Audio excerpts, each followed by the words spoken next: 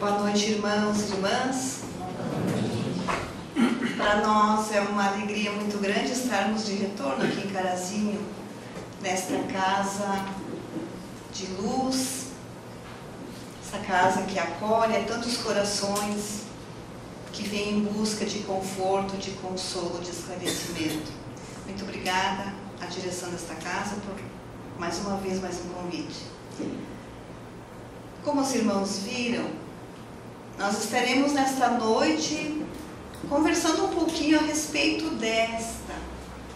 desse espírito dos mais elevados, mãe do nosso Salvador, mãe do nosso modelo e mãe nossa, mãe da humanidade, Maria de Nazaré.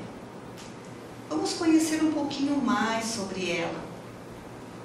Nós estudamos tanto, né, irmãos? As passagens do Evangelho, os ensinos de Jesus e as obras mesmo da literatura não nos trazem com abundância passagens que falem sobre Maria. Nós encontramos o que nós iremos compartilhar com os irmãos nesta noite em duas obras, fundamentalmente,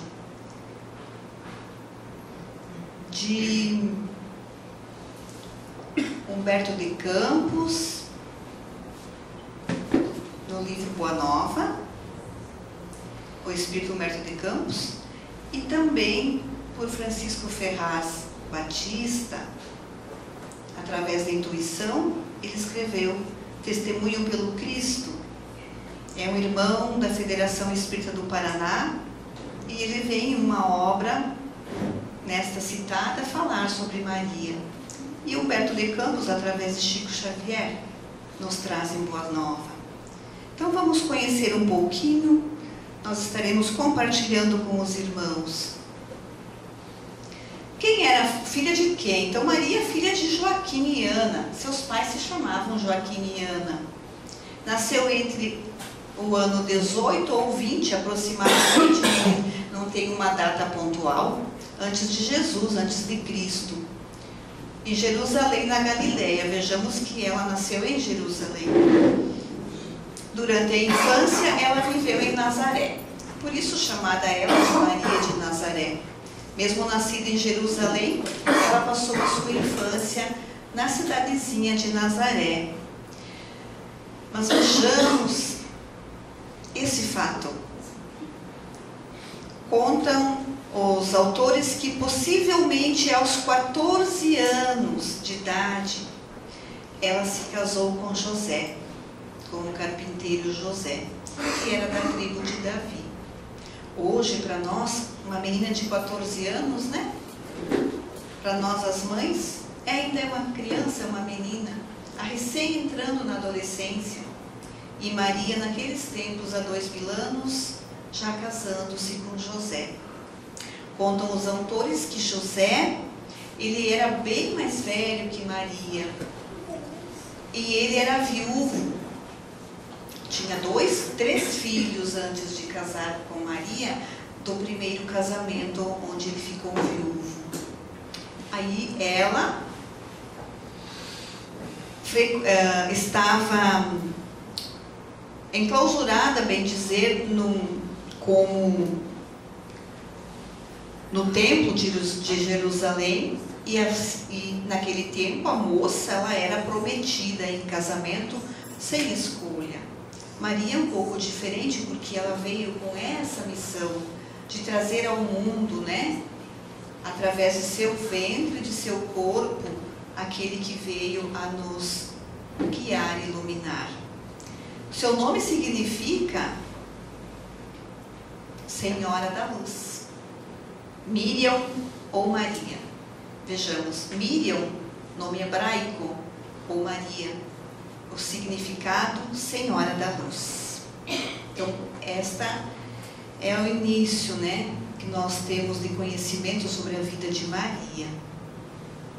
Agora vejamos esse retrato que nós colocamos desde lá do início, do primeiro slide, esse retrato, que aqui está colorido. Esse retrato foi psicografado em preto e branco.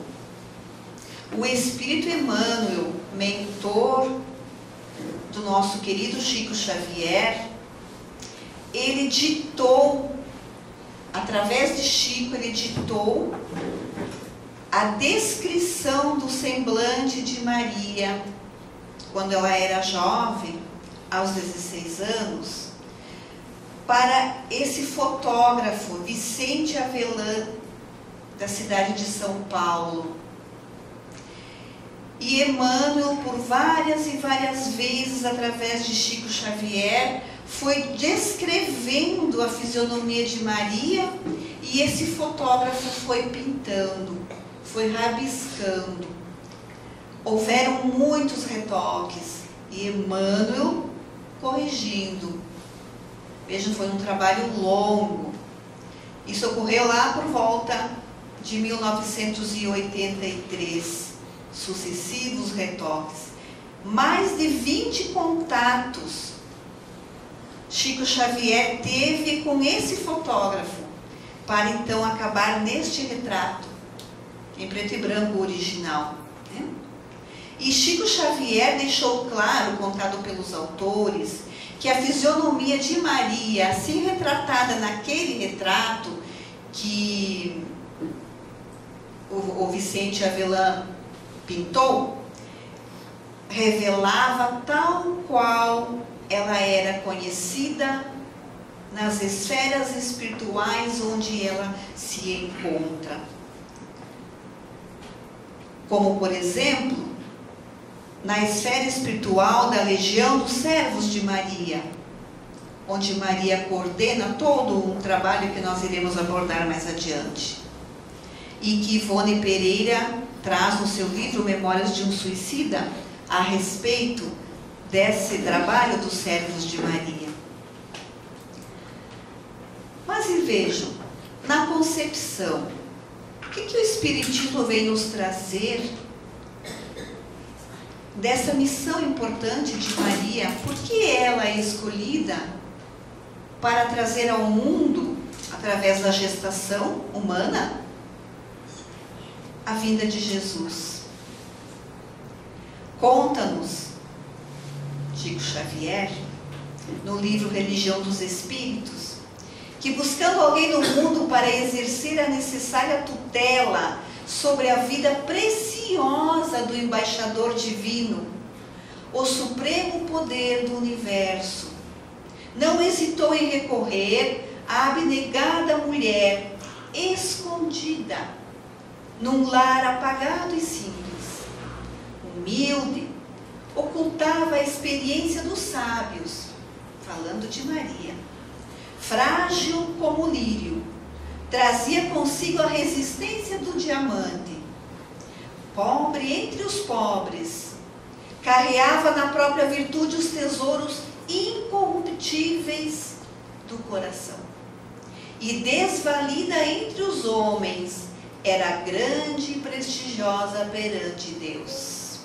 Esta era esta moça de 14 anos, não 16, de 14 anos, que foi a escolhida pelo Criador para ser um instrumento da encarnação de Jesus na Terra, no nosso planeta. Simples, humilde, pobre e desvalida. Não era uma rainha, não era uma princesa, não era uma sacerdotisa, era uma mulher apagada, escondida num lar humilde. Mas o que ela trazia de importante? Naquele tempo onde nós, ainda humanidade, estávamos em atraso moral bem maior do que hoje, homens e mulheres. Sabemos que as virtudes, elas são desenvolvidas por nós espíritos através das reencarnações, das experiências, dos aprendizados, dos desafios, das provações, das dores. nós vamos adquirindo, nós vamos desenvolvendo as nossas virtudes. Vejamos há 2000 anos. Como éramos nós? Como estávamos nós, melhor perguntando? E aí naquele lar apagado e simples, trazia os tesouros incorruptíveis do coração. A função da maternidade que vem nela também como modelo. Como modelo para todas nós, mães, que sofrem as suas dores, que derramam suas lágrimas, que precisam desenvolver a abnegação, a renúncia, o sacrifício. Todas as mães. Aquelas mães que veem seus filhos envolvidos nas suas dores, nas suas provações, e precisam ser elas fortes, para também fortalecer aqueles que nasceram de si.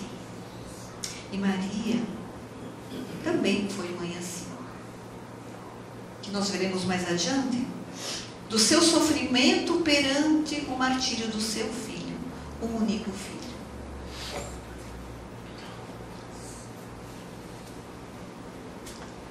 E esta, nossa mãe,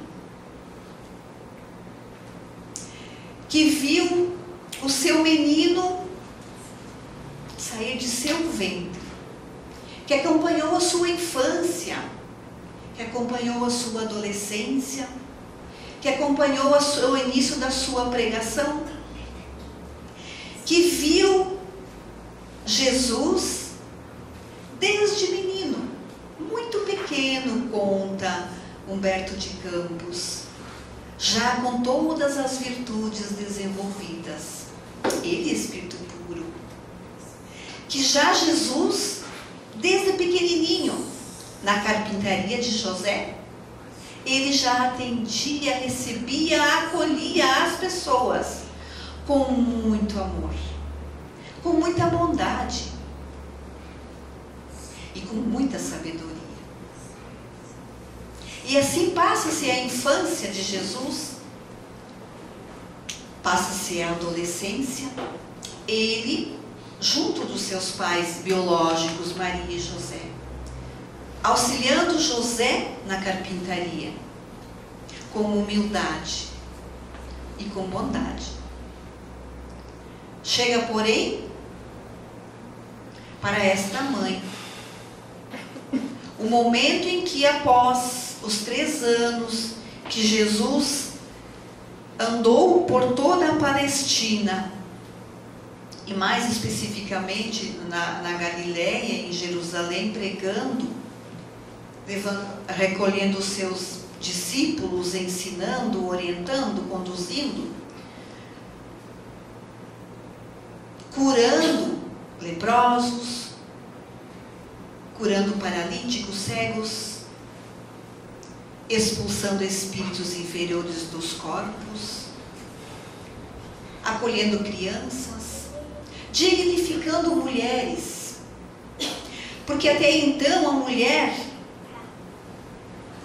não valia assim bem menos do que o camelo naqueles homens rudes e primitivos. As mulheres eram apedrejadas, abandonadas, maltratadas, abusadas. E vem Jesus, nos seus ensinos, a dignificar a mulher, a valorizar a mulher. Porém, chega um momento, e que sabemos, não vamos aprofundar aqui, da sua prisão, da traição, da sua prisão, do martírio, da crucificação. E onde estava Maria neste período? Com certeza, irmãos e irmãs, acompanhando todo o sofrimento do seu filho, sem esmorecer, sem se revoltar contra Deus, com resignação. E chega então o momento daquela tarde terrível para a humanidade, da crucificação de Jesus. E junto da cruz do Calvário, o vulto agoniado de Maria produzia dolorosa impressão. A ternura materna daquela mãe regredia então em suas lembranças, com amargura ao passado, recordando ela da gestação, do nascimento, de toda a vida de seu filho. E estava ela ali aos pés da cruz, trazendo essas lembranças, lágrimas espessas correndo, e se perguntando, como qualquer uma de nós mães faria: o que fez meu filho? Qual foi seu crime? Por que do martírio ele, que só soube amar, que só soube perdoar, que somente ensinou o amor, o perdão, a misericórdia? Estava ela então nessas indagações, nessas lembranças de toda a vida de Jesus, a chorar copiosamente. Mas aí ela sente ao redor de si um abraço. E quem a abraçou? João, o evangelista. Porque no momento da dor, do martírio, da perseguição, permaneceu perto de Jesus, junto a Jesus, somente as mulheres e João, dos seus discípulos, o mais novo, o mais amado por Jesus, que estava na época com 16 anos, João Evangelista. Ele permaneceu firme, junto das mulheres, Joana de Cusa, Maria de Magdala e Maria, mãe de Jesus. Estiveram, então, estando ao lado do Cristo. Nesse momento em que João abraça Maria, a fronte de Jesus se move vagarosamente, porque percebeu a ansiedade daquelas duas almas que estavam em extremo desalento, João e Maria. E Maria olha para Jesus e diz, nesse diálogo que Humberto de Campos relata: meu filho, meu amado filho. E Jesus, olhando para ela, responde: mãe, eis aí o teu filho, apontando para João. E olhando para João, aponta para Maria e diz: filho, eis aí a tua mãe. E nesse momento então João percebeu que o mestre ensinava que o amor universal era o sublime coroamento de toda a sua obra. Vem Jesus querer mostrar no momento extremo do seu desencarne esse amor que ele pregou, para que nós, humanidade, tivéssemos em nós o amor universal, o amor para com todos, da grande família humana à qual nós pertencemos. E estava eu, quando preparando a palestra, e olhando essa compreensão de João, e me analisando, mas como nós estamos lentos. Porque todos nós, os irmãos daqui, os irmãos de Passo Fundo, os irmãos do mundo, nós ainda amamos muito, sim, o nosso pai, a nossa mãe, o nosso filho, a nossa filha, o reduto familiar. Mas Jesus trouxe muito além. Nós ainda não conseguimos alcançar este amor universal que Ele nos ensinou. Porque a nossa caminhada é lenta. Que dia chegaremos? Que até o terceiro milênio, ao final do terceiro milênio, quando já instaurada a era de regeneração, já teremos aprendido sim a nos amarmos como Jesus nos amou. Todos nós, família humana. Mas há 2000 anos Ele já nos ensinou. E aí João compreendeu essa questão do amor incondicional de mãe. Que o amor de mãe incondicional é o mais próximo do amor verdadeiro que Jesus ensinou. Vejam bem as palavras de Humberto de Campos. O mais próximo de amor verdadeiro, como Cristo ensinou, é o amor de mãe, porque ele é incondicional. E Jesus sabiamente dignificou e valorizou as mulheres. O Mestre sabe.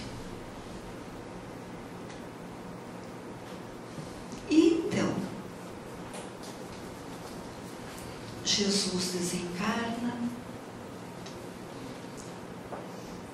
é sepultado, seu corpo, as mulheres tristemente se afastam. E o que há depois da separação? O que acontece após a separação? João ficou com aquilo em si. Quando Jesus mostra Maria como sendo sua mãe a partir dali. Será que ela deveria ficar desamparada? Jesus era seu único filho. O que aconteceu? Vejamos.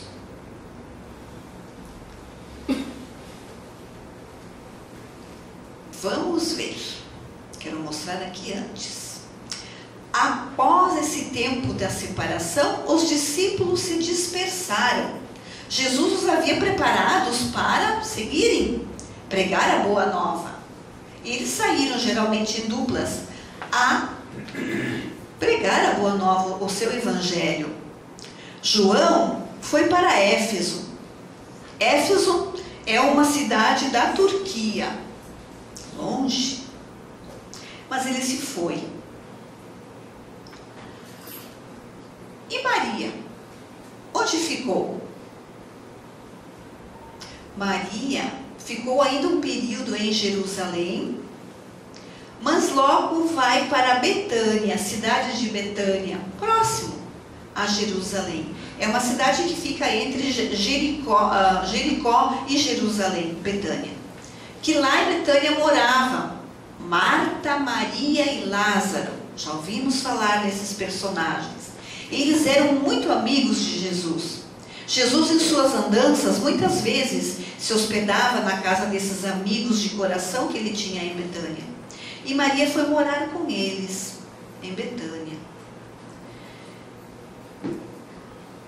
Mas ela começou a ver tudo o que falavam de Jesus. Não na casa de Maria e Lázaro, mas nas cidades, no lugar. Muitos falando mal, alguns falando bem.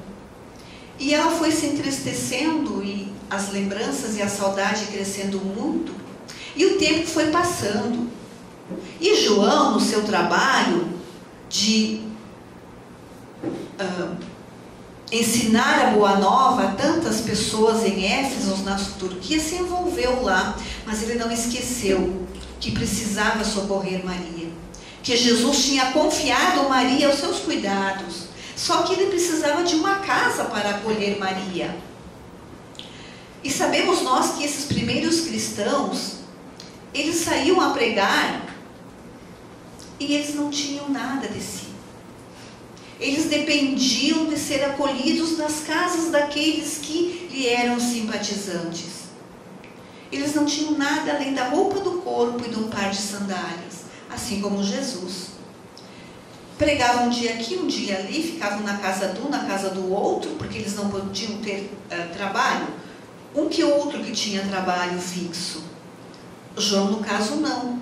E ele em Éfeso, então, construiu, chama-se uma igreja, mas não em templo material. Começou a conquistar pessoas para a doutrina. E ficou por muito tempo em Éfeso. Essa cidade que está aparecendo ali. Ela fica aos pés do monte, de frente para a Grécia. E lá do cima do monte diz que se pode ver o mar Egeu. E ele então depois de um tempo, conseguiu a doação de uma casa. Um cristão que tinha poderes aquisitivos, lá em Éfeso, doou uma casa para João no alto da colina. E ele então, depois que teve essa casa, foi para Betânia buscar Maria. Foi buscá-la. E Maria aceitou o convite. Fazia anos que ela estava nas lembranças, nas saudades, na tristeza, lá em Betânia. E ela aceitou o convite. Indo então para Éfeso com João. Vamos ver a casa? Esta casa, que existe ainda, irmãos. Divaldo Franco não faz muito tempo esteve nesta casa, nessa eremita. E nesta casa, sentado embaixo de uma árvore, Divaldo Franco psicografou uma prece inspirada por Joana de Ângeles sobre Maria. Nesta casa, incrustada no alto da colina, onde está em pé até hoje, recebe visitantes do mundo inteiro.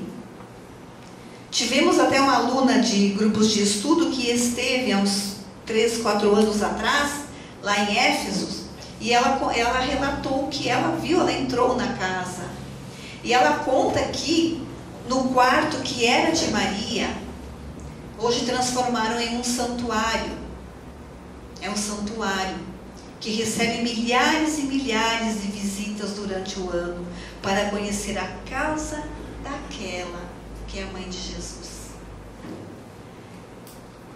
E essa casa que os irmãos estão vendo, logo, logo se transformou em um adorável ponto de assembleias, onde espíritos humildes e sinceros se reuniam para ouvir os ensinos de Jesus. Vejamos o trabalho de Maria, de João. Nos finais de tarde se reuniam e começaram a vir aos poucos.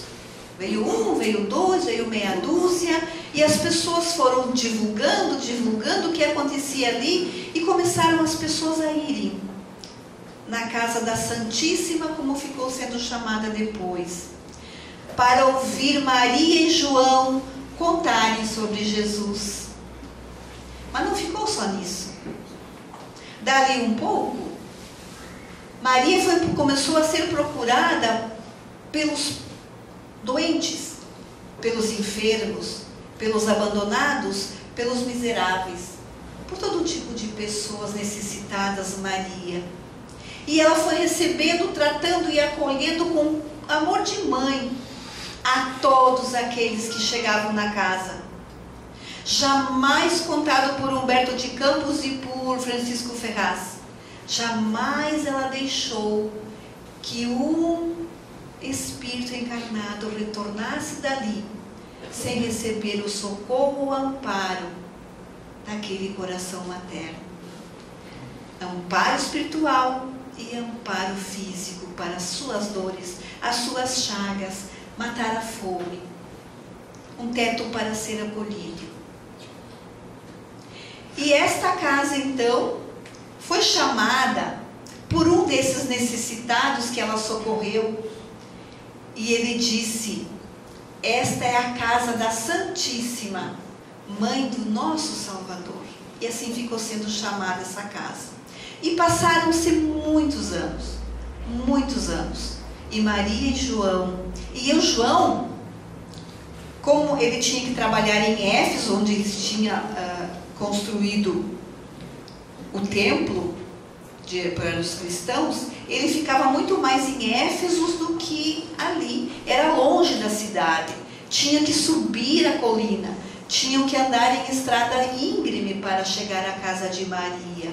Então Maria ficava por muito tempo sozinha sem ajuda, porque era cheia dos necessitados, e ela dava conta de tudo, de todos, por anos e anos e anos. E assim o tempo foi passando e Maria foi envelhecendo. Sabemos, irmãos, que naqueles tempos a expectativa de vida era bem mais curta do que hoje. Imaginemos se nós aqui no Brasil, ali na década de, mais ou menos na década de 30, 40, as pessoas com 35 anos já eram consideradas velhas e morriam. Doenças, né, epidemias, tuberculose, era curta. Depois, com o passar, né, o avanço da ciência, o avanço da medicina, vai avançando também a expectativa de vida das pessoas. Hoje, no Brasil, a expectativa de vida já está quase em 75 anos. Vejamos, de 40 para 75 em algumas décadas, graças ao avanço da medicina e da ciência. Naqueles tempos, então, 30, 40 anos, eram velhos, morriam de doenças se não ficavam velhos, né? Mas Maria, quem chuta será? Com que idade ela desencarnou? Conta Humberto de Campos que ela desencarnou com 63 anos. Para aquela época era uma grande idade. Para nós hoje não. Hoje as mulheres de 60, tem muito pelo chão ainda, né? Mas naquele tempo, 63 anos era muita idade. Bom, se nós formos ver o João evangelista, que foi o único discípulo de Jesus que morreu de morte natural. Os outros 11 morreram de morte martirizada. João morreu idoso, 100 anos, 100, né? Quase 100, né? Este durou muito para a época também. Era a missão, né? Aí vejamos, passando-se o tempo, vamos falar sobre a desencarnação de Maria. Começou a sentir cansaço, debilidade, coisas da idade. Não apresentava doença física, não. João, preocupado, chamou os médicos da época, né, de Éfeso, ele conhecia tanta gente, e os médicos examinaram, não encontraram doença em Maria. Era o desgaste natural da idade. E ela teria que retornar ao mundo espiritual. Estava chegando o seu tempo, né? João sabia disso. Mas ele queria dar todo o amparo a ela, então. Como João, então, sentiu que estava chegando o momento de Maria desencarnar e retornar ao mundo espiritual, ele começou a mandar chamar os outros discípulos que ainda estavam vivos. Porque alguns já tinham sido martirizados, mas havia ainda um bom número que estavam vivos. Aí João mandou mensageiros, né? Na época não tinha internet, nem telefone, nem nada. Mensageiros. A chamá-los. E assim vieram Pedro, Matias, André, Tadeu, Simão, Tiago, Tomé, que estavam em outras localidades. E vieram vindo. E conseguiram chegar ainda na casa de Maria e João antes que ela desencarnasse. Ela já estava bastante debilitada, como nós comentamos, mas conta Humberto de Campos, esse espírito que relata nesse capítulo, que embora com 63 anos e muito debilitada e cansada, ela não apresentava rugas no rosto. Ela não apresentava sinal de velhice na sua fisionomia. Tamanho a grandeza desse espírito. Era a questão de alma, de sentimento. Uma vida inteira amando. Nunca se permitiu guardar revolta, rancor, mágoa, não. É a alma. Por isso que ela é modelo também, né? E certo dia, então, a noite chega. Maria debilmente ressonava. Estava em seu aposento, neste quarto onde a nossa estudante visitou e viu. Estava em seu aposento, fraca, debilitada, e ela pega no sono. Tudo providencial. E percebeu que, como em tantas outras vezes ela já havia percebido, que saíra do corpo. Sabemos que nós, no sono físico, nós temos o desprendimento parcial do nosso corpo e somos levados, a outros locais, ao encontro de outros espíritos, enquanto dormimos. E Maria sabia disso. E ela saiu do corpo, mas ela percebeu que, diferentemente de outras vezes, daquela vez, desta noite, a casa fora inundada por uma luminosidade nunca antes vista. Tamanha luz ela nunca havia visto na casa, desprendida do corpo. O corpo estava debilitado, o espírito não, o espírito é o espírito, Era um brilho muito intenso, mais claro do que a luz do dia, e era a noite. E ela, nesse momento, percebeu que a entrada da casa estava com a porta aberta. E ela vislumbrou naquela entrada da casa a chegada de um homem, com o rosto coberto por uma capa branca. Rosto coberto por uma capa branca. Maria, no seu trabalho de tantas décadas, ela pensou que seria mais um dos tantos necessitados que ela recebia, acolhia e tratava. E pergunta a esse homem com a capa na cabeça: irmão, em que posso ajudá-lo? Ele diz que foi visitá-la e receber a sua bênção. E se aproximou, chegou mais perto. E quando ele chega mais perto, vejamos o que nos conta Humberto de Campos.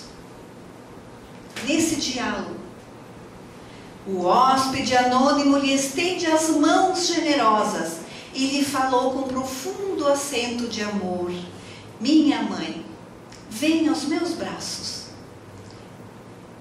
Nesse instante, fitou as mãos que lhe ofereciam num gesto da mais bela ternura. Viu nelas chagas, como as que fizeram no seu filho. E compreendeu então a visita amorosa que Deus lhe enviava.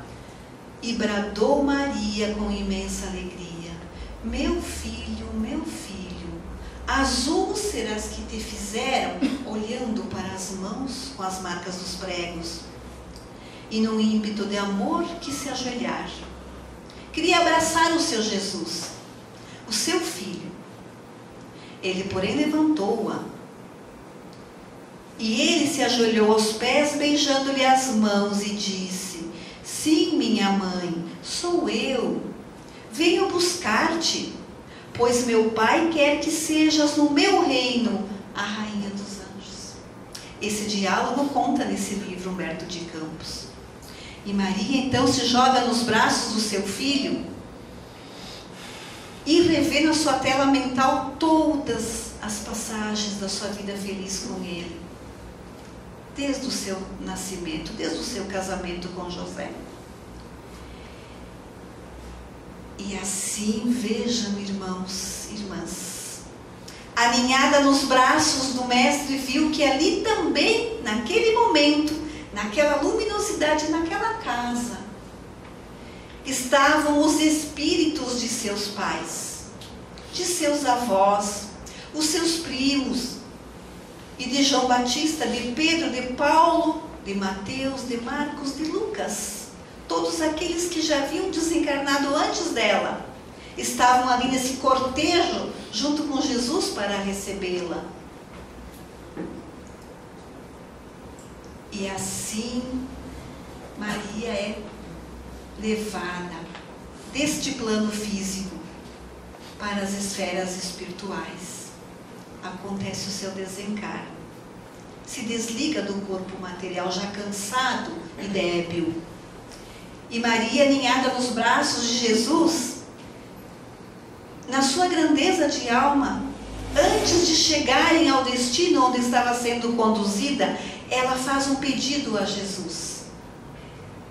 Qual será esse pedido que Maria faz? Quando estava novamente lendo e preparando a palestra, mais uma vez, refletindo da nossa pequenez, da nossa inferioridade, do nosso orgulho. Sabem qual o pedido de Maria? Ela disse para Jesus: meu filho, antes de seguir, eu gostaria de ver Judas no Vale das Sombras. E imediatamente um grupo de espíritos foi até as furnas das zonas inferiores buscar Judas. E Judas é trazido na presença de Maria.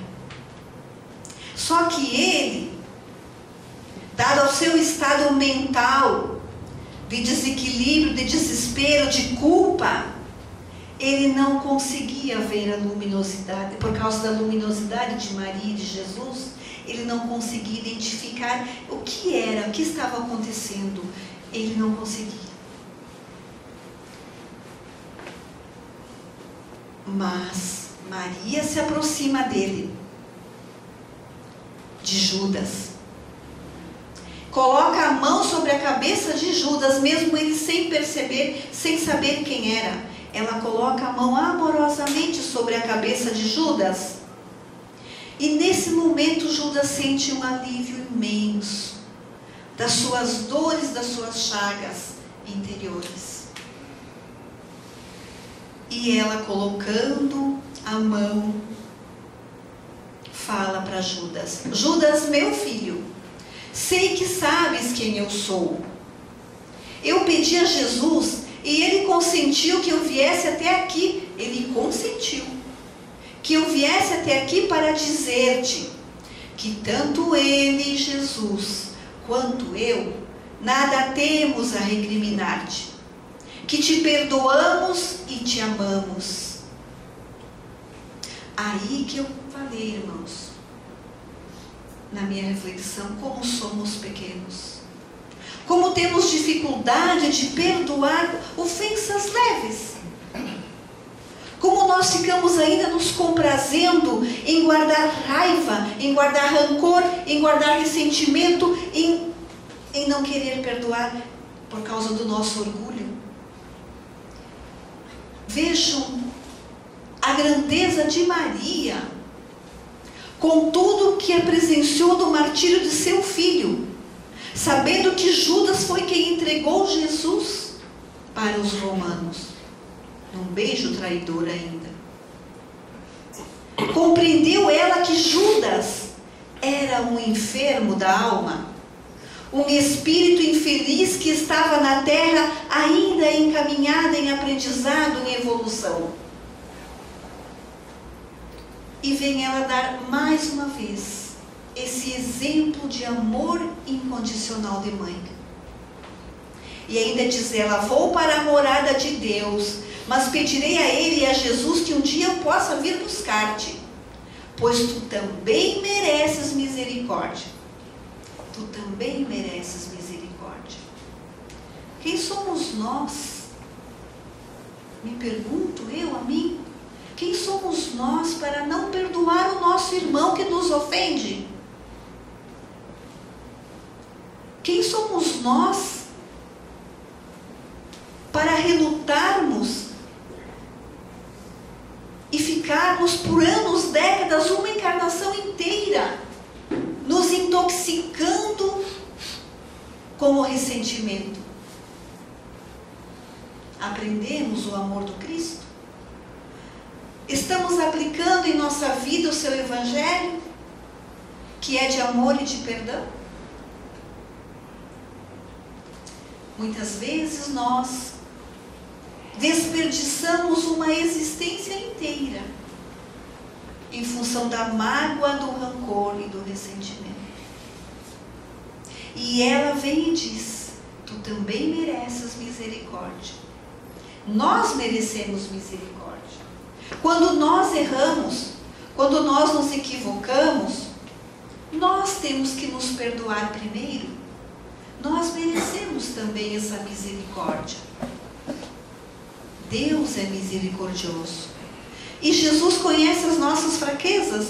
Ele sabe, assim como ele sabia de Judas, que é o estado passageiro de inferioridade. Que com o passar do tempo e o nosso esforço pessoal, sucessivo, nós sairemos desse estado de inferioridade. Nós também conseguiremos desenvolver as virtudes.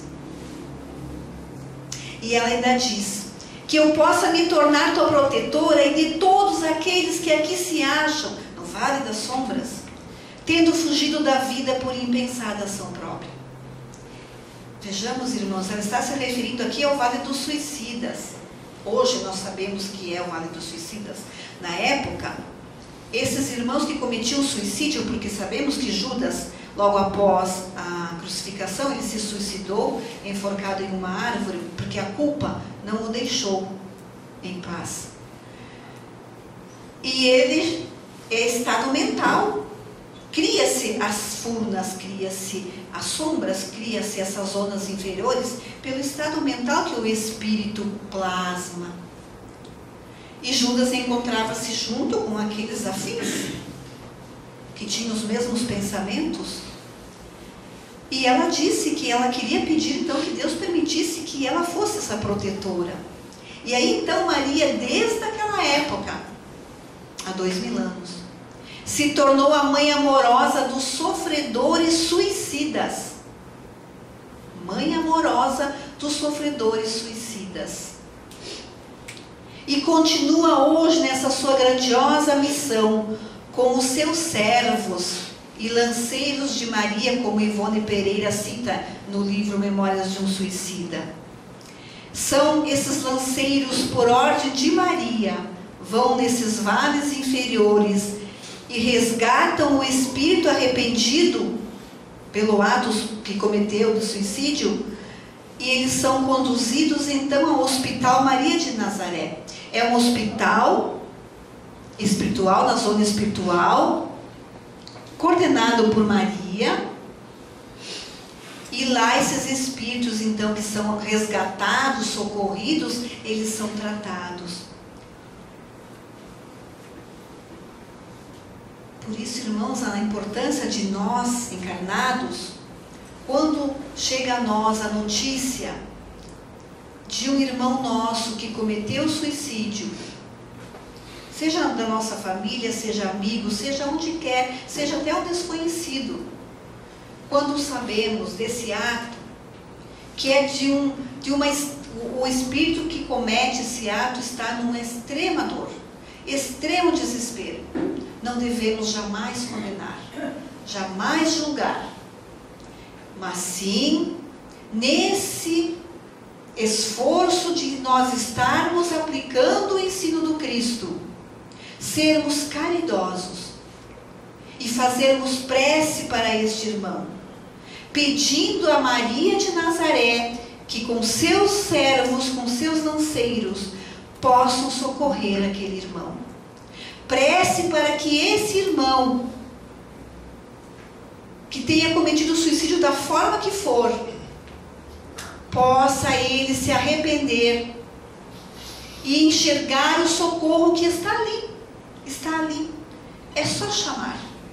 E imediatamente é socorrido, resgatado e conduzido para o tratamento.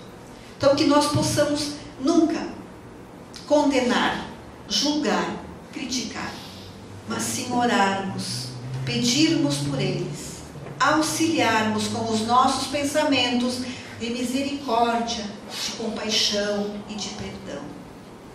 Maria nos deu o exemplo. Ela é exemplo de virtudes também. Encerrando, irmãos, nós vamos rapidamente ficar já como a prece de encerramento, junto com a prece de encerramento, essa oração. escrita por Chico Xavier, onde ele nos traz. Fechemos os olhos, irmãos, que eu vou lendo e continuaremos a prece e encerramos. Anjo dos bons e mãe dos pecadores, enquanto ruge o mal, Senhora, enquanto reina a sombra da angústia, abre o teu manto, que agasalha e consola as nossas dores. Nos caminhos do mundo, há treva e pranto. No infortúnio dos homens sofredores, volve a terra ferida de amargores, o teu olhar imaculado e santo. Ó Rainha dos anjos, meiga e pura, estende tuas mãos à desventura e ajuda-nos ainda, Mãe piedosa. Conduze-nos às bênçãos do teu porto e salva o mundo em guerra e desconforto, clareando-lhe a noite tormentosa. E olha por nós, ó Mãe Santíssima, por todas as nossas dores, as nossas provações, as nossas fraquezas. Nos fortaleça, Senhora, na fé, na coragem, na esperança, na resignação. Permita, Senhora, que os teus servidores possam também socorrer amorosamente os nossos irmãos em dores profundas, que se encontram nas zonas inferiores da espiritualidade, pelos atos de suicídio. Misericordiosa Mãe, olha por todos, socorrei-os, amparai-os, que possam ser tratados, conduzidos, amparados, a fim de que com o tempo e com o esforço possam se restabelecer. Pedimos, Jesus, amado Mestre, que nos ampares também, Senhor. Que não olhes as nossas fraquezas que tão profundamente conheces, mas que consideres, Jesus, o nosso esforço em nos melhorarmos a cada dia. Obrigada, Jesus, pelos teus ensinos, pelo teu amor infinito, pela tua misericórdia. Obrigada, Maria, Mãe Santíssima, Mãe nossa. Obrigada, Deus, Pai Criador, por todas as bênçãos, pela oportunidade da reencarnação e por teu amor infinito. Aos benfeitores amigos, aos protetores desta casa, aos nossos anjos guardiões, expressamos a nossa gratidão. Que possamos permanecer em paz, sob o amor e a luz